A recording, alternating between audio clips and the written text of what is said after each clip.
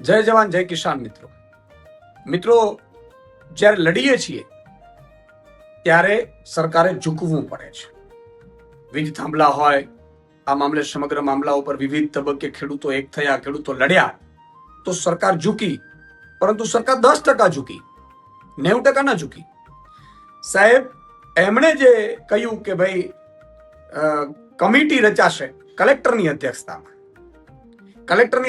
રચાશે, એમાં કંપનીના વેલ્યુઅર હશે, જમીનની કિંમતના, અને ખેડૂતના વેલ્યુઅર હશે.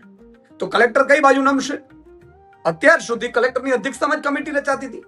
પોલીસ ત્યાં જ કલેક્ટર જ હુકમ કરતા હતા પોલીસનું, અને પોલીસ પહોંચતી હતી. તો કલેક્ટરો કઈ રીતે નિષ્પક્ષ રહી શકશે? હું પહેલેથી જ કહું છું. બીજું કે તમે બજાર ભાવની બમણામાં વાત કરો છો, તો 25 વર્ષ પછી જમીનની કિંમત શું રહેશે એની કોણ નક્કી કરશે? એ તમે કહ્યું નહીં. એટલે જ મેં મુખ્યમંત્રીશ્રીને આજથી થોડા સમય પહેલા લેટર લખ્યો હતો, અને આમ આદમી પાર્ટીએ માંગ કરી હતી કે એક રાજ્ય લેવલની વળતર કમિટી રચવામાં આવે, જિલ્લા લેવલની નહીં. આજે નવસારીમાં 1 કરોડ મળે તો મારા મોરબીમાં 1 કરોડ મળવું જોઈએ, દ્વારકામાં 1 કરોડ મળવું જોઈએ. એવી રીતની વળતર કમિટી સ્ટેટ લેવલની હોય ને સ્ટેટ લેવલની એસઓપી બને. બીજું કે એમાં જે માર્કેટ રેટ છે એ માર્કેટ રેટ 25 વર્ષ પછીના ગણવામાં આવે. એ રીતે કરો તમે. મહિને ભાડું કઈ રીતે સેટલમેન્ટ થાય? આમાં તમે લોલીપોપ આપી છે.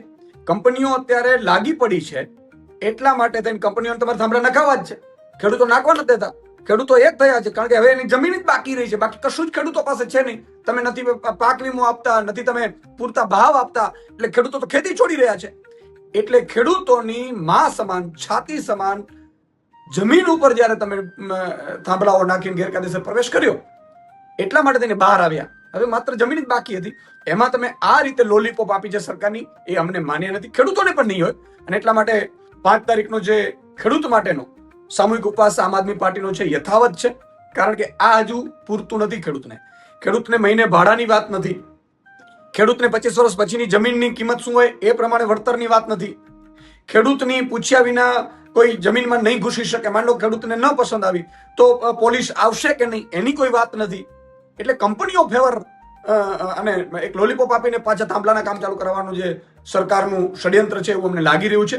હજી ફરીથી સરકારને વિનંતી કરીએ છીએ કે વિચારો, અને 25 વર્ષ પછી જે માર્કેટ રેટ હોય, કારણ કે કંપની અહીંયા મફત વીજળી આપવાની નથી, અને કંપનીઓ આપશે અત્યારે 8 રૂપિયા યુનિટ આપે છે, 25 વર્ષ પછી એ 50 કે 100 રૂપિયા યુનિટ હશે, ત્યારે કરોડોમાં કમાતી હશે. ત્યારે ખેડૂતની જમીન એ કાયમી કિંમતી રહેવાની છે. એટલે એ પ્રમાણે વળતર હોય, અને વળતર કમિટી રાજ્ય લેવલની હોય, અને આખા રાજ્યની એસઓપી બને. અને જ્યાં સુધી ખેડૂતો કે ન કરે ત્યાં સુધી એના ખેતરમાં કોઈ પ્રવેશ ન કરે, એ પ્રકારની ખાતરી રાજ્ય સરકાર આપે, એવી અમારી માંગ છે.